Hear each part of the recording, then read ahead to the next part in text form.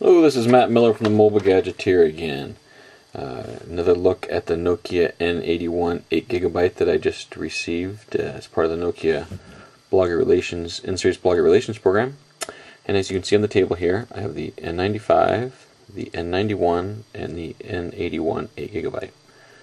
Now, first I'll start with the N91.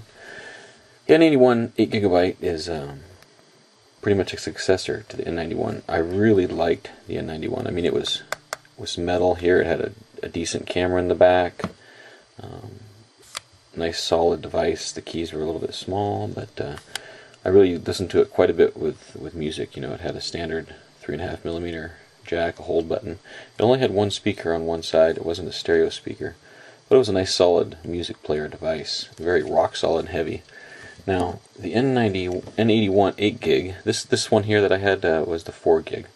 The N81 is an 8GB flash rather than a hard drive. So that's a big improvement to have a flash. And as you can see, it slides up. Now let's run through some of the hardware real quick. A little more in depth on the N81. We've got a very nice display here. It's QVGA 240 by 320, I believe again. Looks great though on the device, and it has a slide design. As you can see, slides up and slides down, similar to the N95. It also slides up to reveal the keypad. You can see a little comparison there. Now, a couple things on the N81.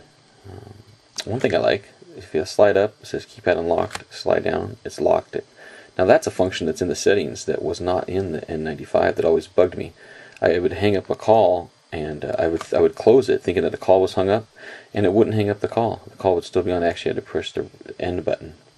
So the slide, if you can kind of hear it, it kind of has a little bit of force to it. Slides up, a little bit of spring. It's a pretty solid slide. One thing I have noticed though, and see if you can see it in the video here, is there's some wobble right there on the screen, as you can see in the fully extended position. And you can see there's a little bit of light. I don't know if you can see in the video here. There's a little bit of light around the edges and stuff that's it's showing up. It's not the most solid device.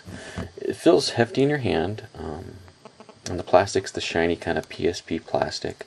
The back cover, it creaks quite a bit. It's a pretty thin back cover, and when you hold it and move it around, there is some creaking going on. But you know, it's not as flimsy and as poor quality as what I've been led to believe in some of the reviews. It's not the highest quality, but it's still early in the evaluation, so we'll see. The keypad is interesting. As you can see, it's pretty well lit, but as you can also see, if I angle it here, it's flat. There is no buttons. It's just different lines. There's 4 lines here, and the keys are just, you just press it on the button there. There is no definite key like you see on the N95. See, you got a definite button. You don't see that on N81. But you know what? I've been doing a lot of text messaging with it, and it's actually a pretty nice keyboard. It's just that there's no tactile feedback for your fingers, so you have to kind of look at it. Everything kind of has a backlight to it. You see the keys are backlit, and there's tons of buttons on here. There's different media controls. Oh, and you can, let me see here. I'll look at that in a minute, what that does. But there's different media controls, there's menu buttons, there's send and end keys, and things like that. If we go to the music player, and say I was to go to the music, all the songs, if you can see, right here on the piece of the directional pad, as I go around and around, it moves up and down my menus. It's kind of like an iPod scroll wheel. It's touch sensitive, so you just spin it around and around, and it quickly goes through the list, which is actually a really cool way to go to the list very fast. Now the only thing is, it only works like in the gallery and the music player, so it doesn't work for like websites and other applications. But it's designed for a music player, and for a music player it does it pretty well. It spins around there, pretty nice. There's some keys on the side here. There's the volume up and down and the camera key, and they will actually you can't really see here. They kind of have a little backlight. There's a little blue backlight that lights up on there so you can see it better. And there's nice stereo speakers. In just a second I'll play a song here and you can hear it. 3.5mm jack, which is nice, a recessed power button. I haven't had any problem at all pushing that, and a lock switch, which is actually it's not a slider switch, it's a spring loaded, so you push it down and it just springs back and forth. Okay, and the camera on the back.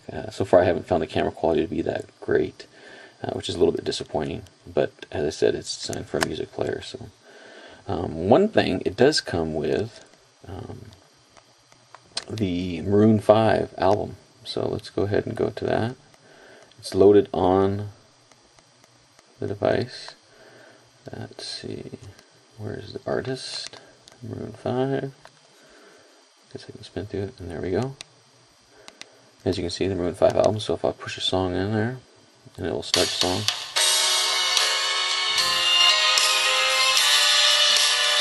I'm going to turn the volume down for a second while I talk, but now listen as I turn the volume all the way up. It really cranks on the speakers.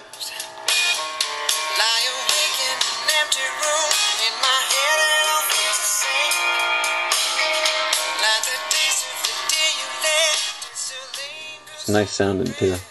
There's a couple features. There's the equalizer, and you can actually adjust the equalizers.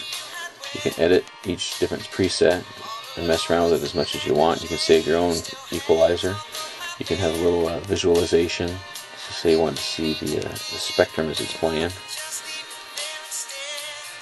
I have to say, this is the absolute best music player device, especially phone device that I've seen. It's outstanding, you know. Really enjoying the music quality through headphones. My Ultimate Ears has been an amazing experience, outstanding audio quality. And let's see, let me go real quick to the gallery. I don't know if I have this saved anywhere. Oh, there we go. This is what do they call these? They call these tiles. So as you can see, you can either spin it, as I said, around the directional pad, or you can use the directional pad, or just use the touch sensitive to scroll around.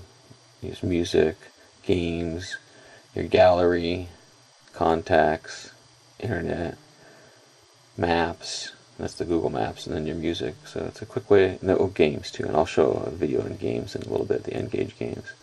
So it's kind of a cool device. I'm having a lot of fun with it. It just started, and I'll be checking it out some more. So that's a quick look at the N81 8GB. One aspect of the N81